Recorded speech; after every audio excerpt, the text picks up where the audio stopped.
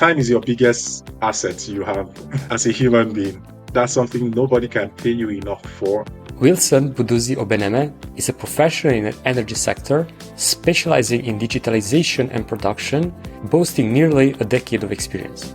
What you do day to day, not everybody does it the way you do it.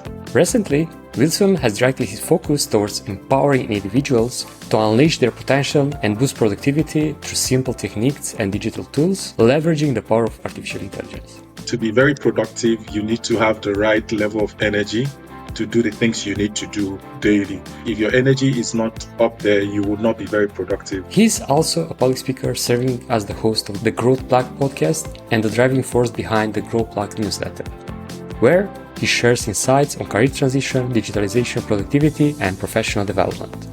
Don't think about who is going to like it, who is not going to like it. Forget about that. Just do it. Start.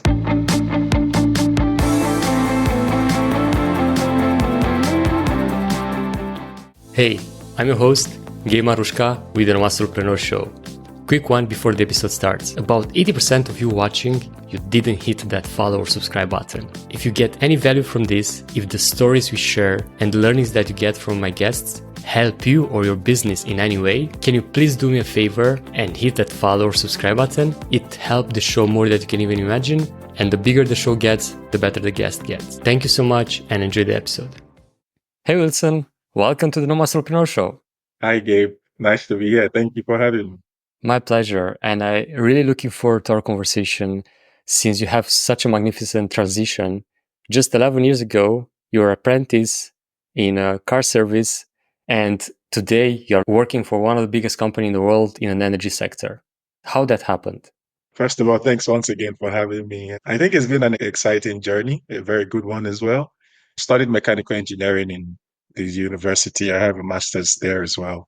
And for me, one of the things that made me start as an apprentice was because I wanted to understand beyond the theory what we were doing in class. I know for most engineering students, and it depends on what part of the world you're schooling, but from the part I was coming from, we had very little practical experience. We did a lot of theories, a lot of equations, but one of those days I talked to my dad, I need to learn what makes up an engine, how does it operate beyond the equations and the theory. And yeah, that was my very first, I'll say, work experience. And it's something I cherish because for me, it taught me different things. It taught me humility. It taught me to ask questions. It taught me to be open-minded to learn. And ever since that time, I've just had to go through different cycles with different companies, internships, and yeah, now I'm fortunate to work in a very good company that I enjoy really working with. High level, a quest for knowledge. I don't even think I made money out of that apprenticeship. That's the funny thing. In fact, my dad, if I remember, had to pay for me to do that apprenticeship because I told him for me it was about the knowledge, right? I just wanted to really understand what I was studying in the university. I like practicals. I like to understand things. And so we talked to them, and I think there was even a little fee or something for that. But it went really well, and I'm grateful for that experience. And ever since then, I've been chasing knowledge ever since. That's life, right? We just go on this quest of acquire knowledge and grow as we go. And speaking of growth, you have the GrowthPlug newsletter and podcast aside of your full-time job. So that's something I always admire are those that make time to do something outside of their full-time thing. How that idea came to life for you? So I'm a firm believer that my job is a very important part of what I do, but it's not the only thing I enjoy doing. And not just me, I believe other people as well. Though we spend most of our time at work, right? But there are some other things we enjoy doing. Some people enjoy making music, writing things, making videos beyond what they do day to day. And I think it's even more exciting when what you do at work also plays into what you do or you enjoy doing. And I think that's my situation. So I work in a team where we're all about productivity. We're all about improving things rapidly, building quick solutions to problems. And for me, it has always been something I really enjoyed. In fact, that was one of the reasons why I joined the team, because of that energy, that drive. And for me, like I said, I have always loved the idea of being better, no matter what level I find myself. I just want to be better. And then I started looking out for other opportunities to share what I know and what I'm learning as part of my development, my personal development goals. And I think one of those days, I attended some conferences. And after making presentations, some people came to me and they were like, "We love the way you present. We love your confidence, how you talk. We love the ideas you have." Someone actually asked me, "Have you thought about being a speaker? Have you thought about writing content?" And I'm like, okay, so that makes sense. Maybe I should start documenting some of the things I do in my day to day, in my job and outside my job that helps me grow. And that was how the idea was conceived, the growth plug, where the idea is whatever will help people grow, you give it to them. If people who will also help them grow, you bring them on a podcast for them to talk about what they do. And maybe someone out there will listen to it and be inspired, be motivated, be encouraged to grow. So that was how the GrowthPlug brand started.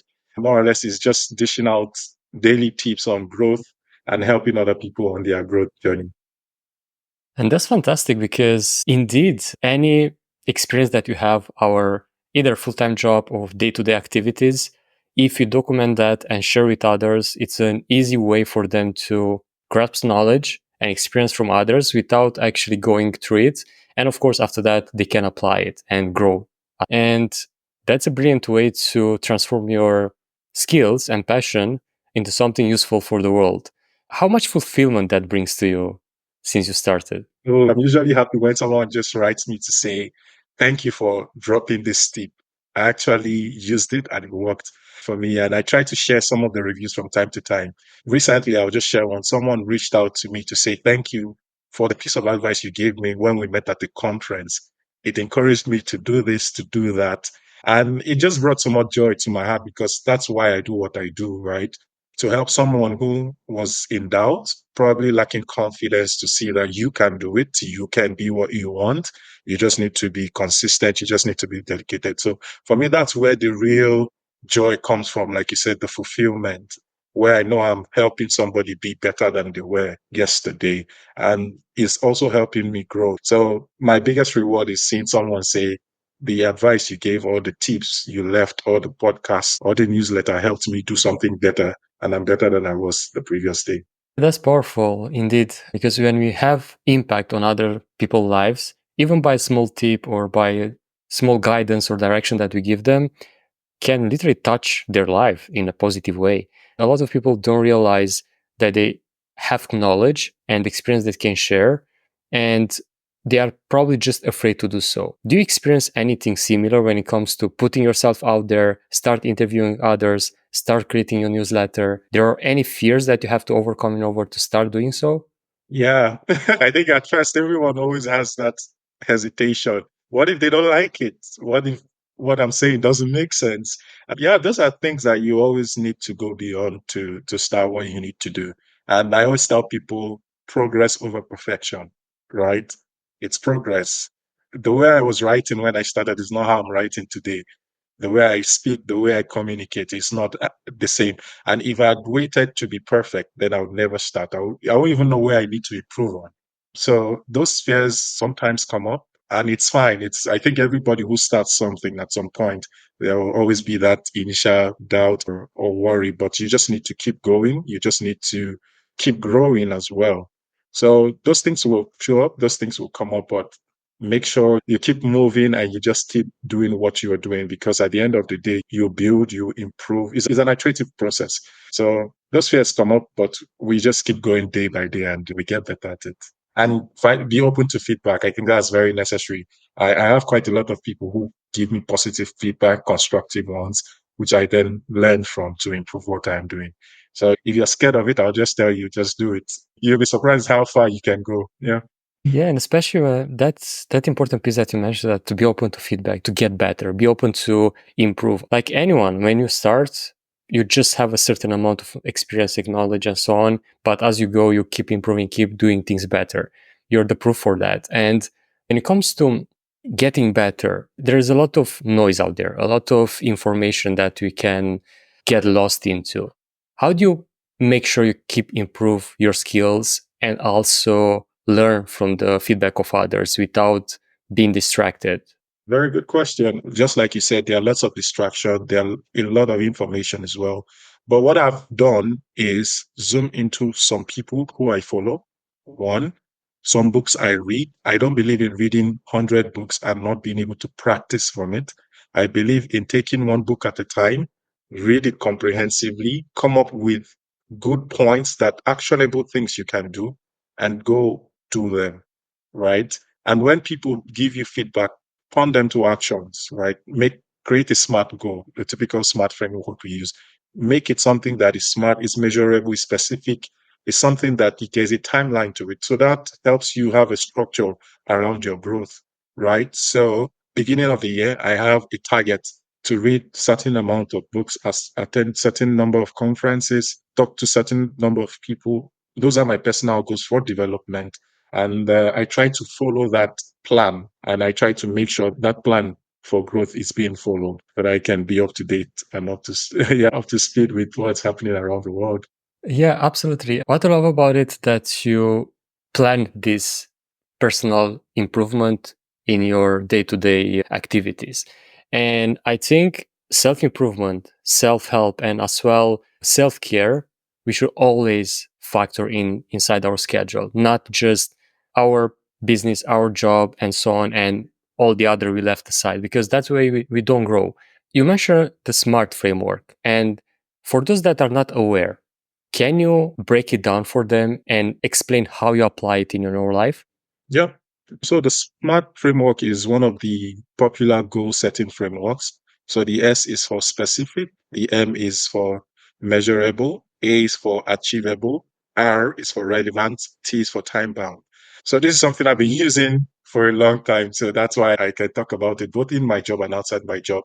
When you're setting goals, right? Some people they set unrealistic goals because they don't have any guidance. And what happens is, since it's not realistic, it's difficult to achieve sometimes. And if it's not achievable, it tends to affect how you then perceive yourself. So, as part of the goal setting framework, the SMART framework, I'll give a typical example. So, I wanted to start a newsletter, right? What was the goal? Start a newsletter, very specific. It was a very specific goal to start a newsletter. And then looking at how can I, from the measurable perspective, how do you know you're achieving that goal? I'm publishing weekly. So I have a weekly schedule for my publications. So it's measurable. Every week, one newsletter. Every week, one newsletter. You look at the A, the achievable. Factoring my full-time job and other things I do, is it possible to have one newsletter every week?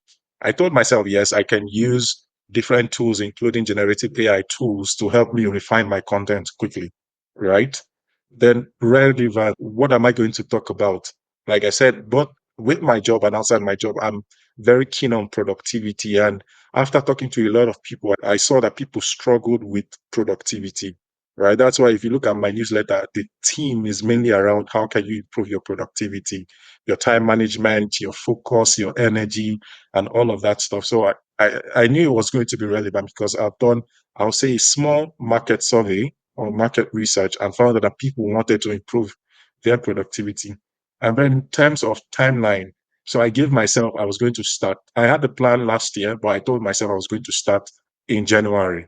So there was a time frame for what I wanted to do. And if I did not meet that time frame, then I didn't meet my goal. So I had to force myself, even when I wasn't very comfortable. I told myself there is a timeline for this. I've set in the time and I have to do it. So that's a typical example of how you use the SMART goal setting framework. Make it very specific, measurable, actionable, relevant, and time bound. Yep. Thanks for sharing that. And now, probably those listening that, let's say, they're in a full time job and they want to make something on the side, but they don't have time for it, they realize that they can apply frameworks like this in order to actually figure out how they can implement something more of their passion or a skill that they are good at and can share with others. That's what it's all about, to inspire others to take action. And especially when it comes to productivity, we all struggle, as you well said, to be productive sometimes. And some people are doing better than others, like you. Any other actionable ways someone can improve productivity by leveraging either tools like you do or other mindset shift in order to literally be more productive, get more done of the more important and impactful stuff, not just the noise? So for me, there is this, I call it TEFOP, and I'm going to explain what that is. The different themes of productivity. The T is, and that's TEFOP. That's how I put it. And that's what I usually try to communicate. The T is time management, right? Time is your biggest asset you have as a human being. That's something nobody can pay you enough for, and that's something that just keeps going. So the T in productivity or improving your productivity is, what can I do to improve my time management? How can I manage my time a bit more efficiently, a bit better? So that's something one we look into. The E part is your energy. To be very productive, you need to have the right level of energy to do the things you need to do daily. If your energy is not up there, you will not be very productive. Let's say you didn't have a good night's sleep. That will affect your energy, and there are chances that you'll be less productive that day. We have the F, which is focus. So a lot of people say they don't have time, but the truth is they don't have time to do the important things they want to do. For a lot of people, they are distracted. We all have 24 hours. Trust me, if you actually try to calculate how much time you spend doing very productive things, you realize that you have 2 or 3 hours that you don't do any focus thing. You might not even be able to account for what you're doing. So you have to look for opportunities to be very focused and remove those distractions. The O is for organization. How do you organize yourself? I always advocate having two to-do lists. The most important task to-do list, that's just three of them for the day. And then the general to-do list, like laundry, cooking, talking to people, attending meetings. So you should be organized. Know what you have to do. You have to capture that in one way or the other.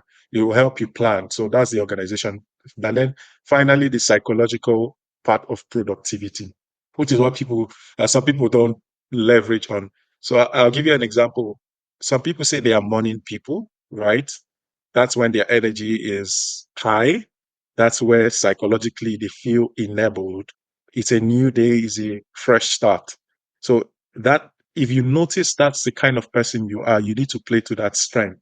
There are some people who, if they get the big things done for the day, psychologically they feel like they are winning and they're going to win. So if you're that kind of person, always schedule the most difficult task you have for the day in the morning. So that's a psychological effect that leads to better productivity. While there are some others that they prefer to do the basic things first and then build on it. It's also psychology, right? So these are like five themes under which I encourage people. I write about productivity, I coach people on productivity, and I use in my personal life.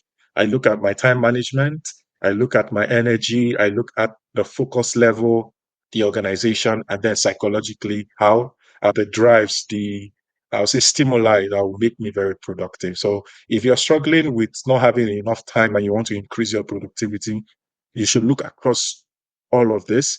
And then you can use technology as an enabler. That is why productivity is more of an internal motivated thing than external. Because even with the right technology, if you're not into it, the technology cannot do it for you. So technology is an enabler, and then collaborating with other people is also a huge enabler in, I'll say, my own productivity world. So you have the things you're responsible for, and then under you have the external things that are not coming from you but can help you. Technology and partnerships, collaborations to help you become productive. I really like that, especially because you're so right. It all starts from within. If we cannot identify our own behaviors, our own psychology, and apply that after that to leverage with tools, other people, or money, it's so hard to actually make it done. And let's start with the internal part. For example, myself, I didn't realize the problem that I had when I was not productive comes from internal struggles. For example, I wasn't aware that I work best at the first hour in the morning right after I wake up, without having breakfast, without having any other thing, rather than wake up, wash myself, and sit and start working. Because before that, I was doing the other way. I was starting, having some other morning routines, eating, and by the time I got to my desk, I was already tired, already sluggish, because probably I didn't eat the right things in the morning and so on. And since I start leveraging that and focus, like you said, on the right things first time in the morning, the most impactful tasks, and as well the ones that give me motivation to feel that I'm winning the game of the day, that I'm actually progressing, that push me further and actually make my day successful.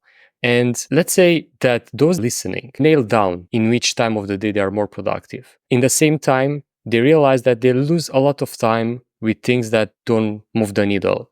How do they identify those things that derailing the day for them without even realizing? I think there are different things people can do, and I'll share from my experience on.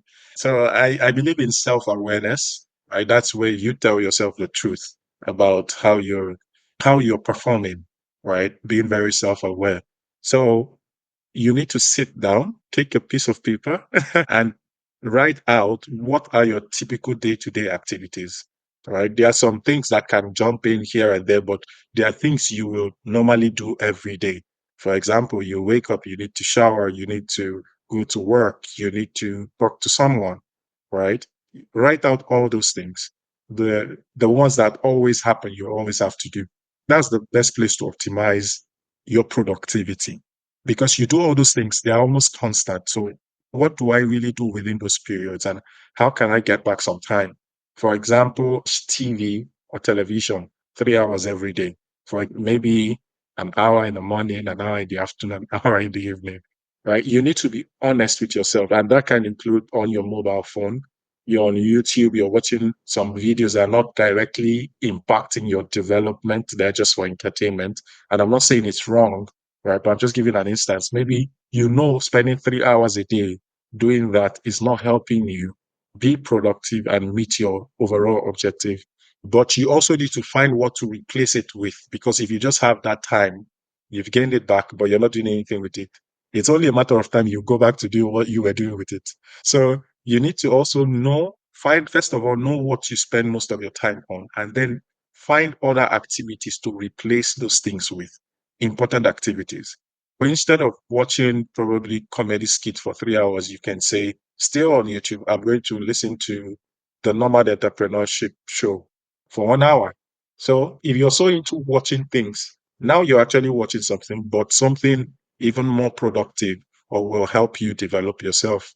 It's you. There's no need lying to yourself, right? Be truthful. So first things first, document all your activities, find out where you're not doing very well, find out the reason why, and then replace those activities with more positive, more productivity centric activities. Strongly encourage that as well because I wasn't honest with myself. I start documenting those and I, of course, miss a lot of things until I leverage technology to help me. And what I did, for example, probably all I use an Android, but I believe the others are the same. They're having a tracking mode that show you exactly where in what apps are you spending your time.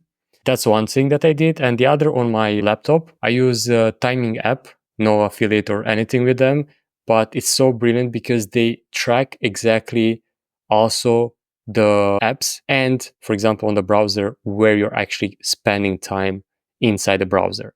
At the end of the day, I was realizing that my phone, I was spending 3.5 hours. And I was like, that's interesting because, for example, in that particular day, I was literally at my laptop for almost 10 hours.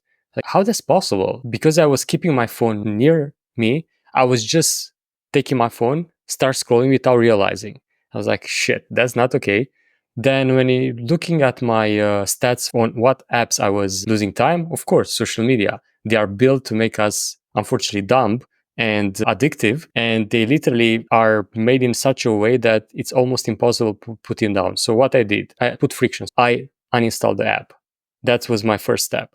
And when it comes to my laptop, I just put there are extensions for the browser to block certain apps or social media when I don't need them. Because of course, for example, for LinkedIn, I need to do research. I also use it for business and so on.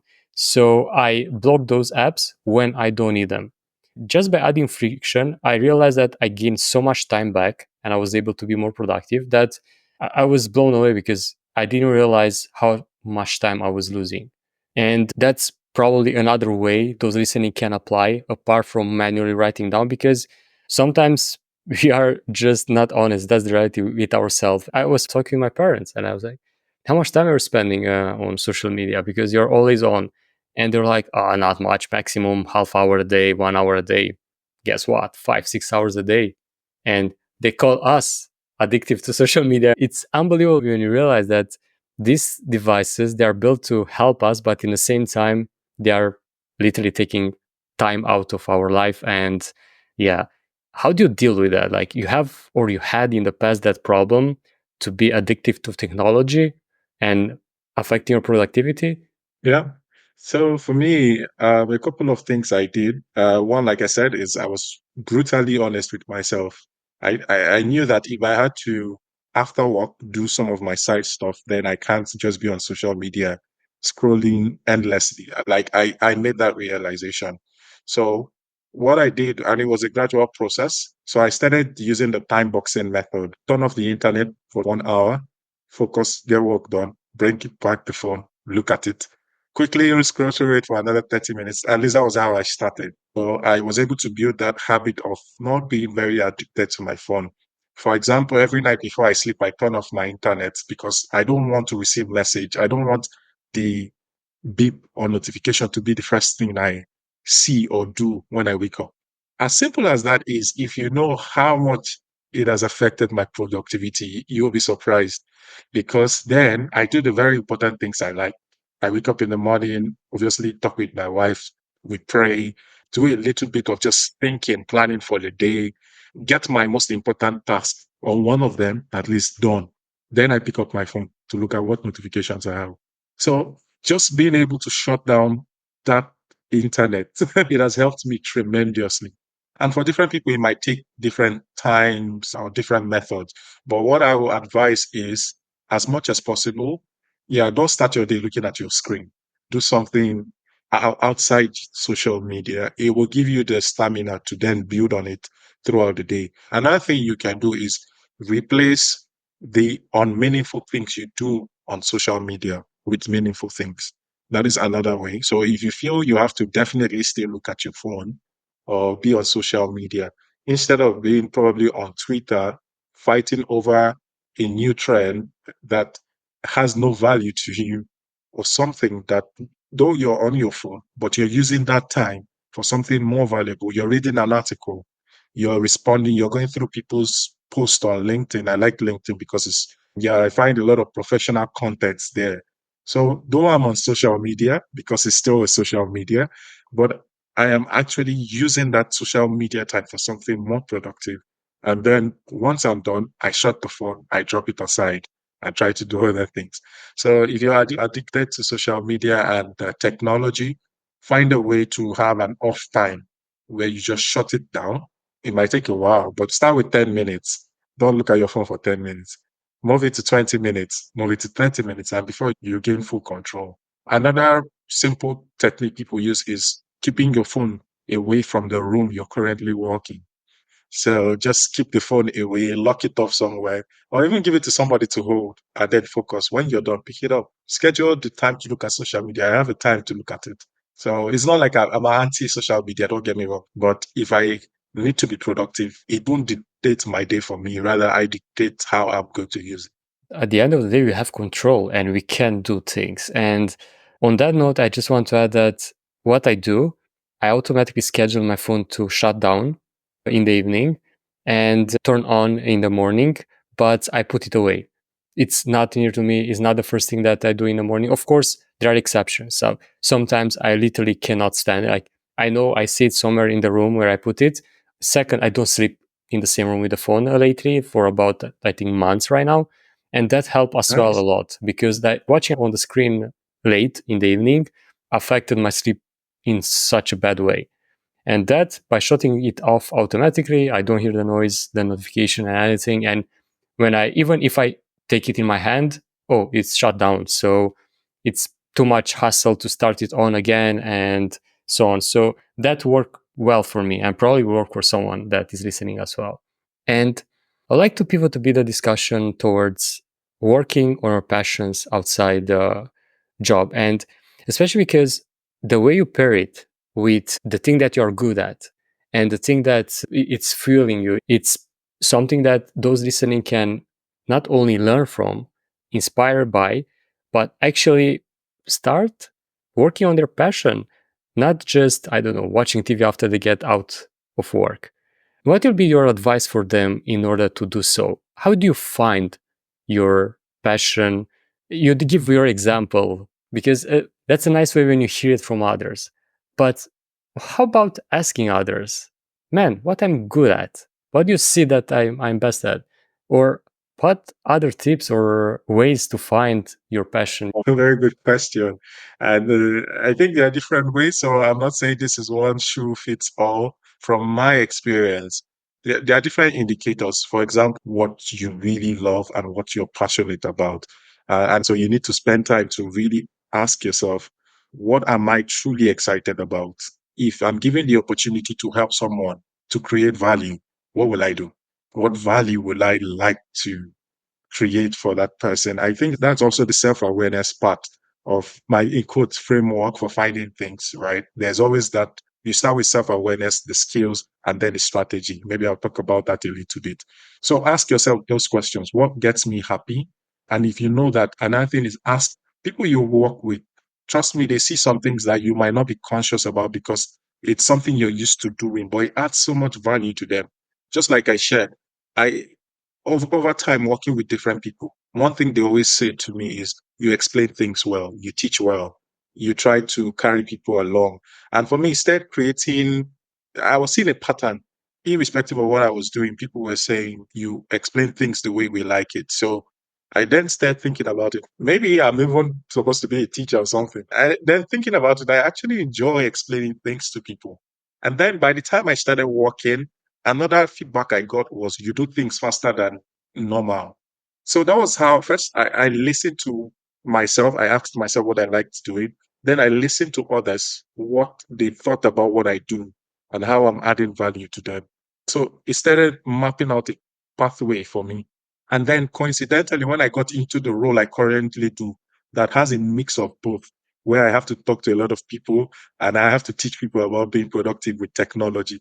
All of a sudden, there was this spark and excitement. I was like, okay, I feel comfortable. Now I actually understand. I have an idea of what I really love. So after you identify what you like, you identify what people think you're good at as well, not just what you think you're good at, but people also see that you're good at it. Then the next thing you want to see is how do I bring that to life? So that's the first step. The second stage is where you then build the skills to be actually good at that thing you perceive now that you are called to do or you're excited about doing. Because without the right skills, even though you love it, even though people say you're good at it, you won't, it might be difficult to convince others who don't know you that you're actually good at that. And you need to convince people for people to listen to you and follow what you say. So you need to build those skills, take out time to learn, take out time to practice, right? And skill is not awareness. People think because I've read something, I'm skilled. You're not skilled because you read it. You're at most knowledgeable about it. The skill is in the doing. So at first you're aware about something, you go and get a comprehensive formal knowledge or informal knowledge. Now you're knowledgeable, but the skill comes when you're actually doing it day to day. You're realizing the nuances around it because not every scenario is documented. So now you're beginning to understand, okay, this is how best to communicate with people of a particular demography. You might not find that written on paper. This is how to communicate on LinkedIn. This is how to use that same content on Twitter. It's not the same communication style. On Facebook, it's different. Right? Those things you won't find on paper, but that's where the skill is built because now you're trying things, you're seeing how they are shifting, and then you're adjusting with it. So tomorrow, if someone comes to say, hey, Wilson, I want to start writing newsletters, how do I go about it? I can give you a book, but I can then, from my experience, share the skill I have in doing that, how I do it faster, how I get feedback. Those are some things you might not necessarily see documented. And then probably you get to the mastery point where you're able to easily diagnose if something is wrong. like you're a master of it, right? That's where we want to be. There are so many people who I follow that are very good at this. Everything they say, you are just hooked on it. You want to listen to them. Those guys are masters. And that's mastery. It's no longer just skill, right? But you've gotten to a point where you really own this thing. If someone was to wake you up and say, tell me about this is what I'm going from your experience. Maybe you're doing AD, and if they check it, they're actually doing ABC. That's mastery level. So that's the second phase under the skill. And then the finally is what I call the strategy phase. Now I know what I want to do. Now I've built the skill. How can I then go ahead to do it? How can I do that? And that's where you have things like having a personal brand, for example, networking, collaborating, partnering with people, right? Those are strategies. Having a dedicated team or people you talk to about what they do and how they do it. You're building connections. A strategy is mainly about around people, resources, and how people perceive you. How can you build trust and credibility? You need to strategize. Who do I need to talk to? Who do I need to follow more? Who do I need to contact? So you're being more strategic around doing that. So you have a full-time job. Now you found what you like. Now you've built the skill. The strategy might be working with others who are doing something similar to then start your own. The strategy might be looking for a job that directly connects with what you like. It might be the strategy so that you keep doing that thing over and over. Again, I know I've talked too much, but I hope that helped. Man, that's perfect. No, that's what I wanted because you explain so well and you map out the those steps. And what I love about it is the fact that you mention that it's not enough to learn or read about the skill. You have to actually apply, not to mention arrive at the stage where you actually master that skill and are able to do it at a certain level that others cannot. And that's how you stand out, which taps into what you mentioned, actually building a personal brand, become a thought leader in the space and someone that people listen to, go for advice, follow, and take what they say to be true, not just another noise in the background. When it comes to this part, because there's not enough anymore to have a job, build a business, you need to be present. You need to be out there showcasing your expertise, what you're working on, basically either building public or actually sharing your own day-to-day activities. And you start doing that so well already.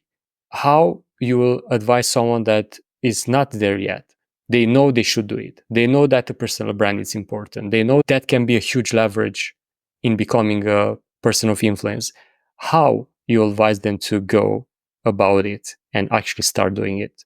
Yeah, good question. I think I made a post 2 or 3 days ago around this on LinkedIn, mostly for career people. My personal opinion, but you can check. I think there are three reasons why most times they know they want to start, or we know we want to start, but we cannot. What do I even share? Like I'm not an entrepreneur that needs to sell something. So what do I share? That's usually the first thing that comes to mind. I'm not very outspoken. Yeah. So the second thing is, okay, even if I know what to share, because with corporate jobs, most times the best you have to communicate is probably a team presentation. Very few people have the opportunity to talk to a lot of people from their roles. For example, when I was in the field, like as an operations engineer, where I have to go into the assets, right? You interact more with machines than you do with humans because you're in the plant most of the day, the production environment. So you're checking this equipment, is it working well? You're tracking and all of that. So you interact with those. And then imagine then you tell me to share something about what I do. I'm not used to sharing. So there will be that anxiety, there will be that fear.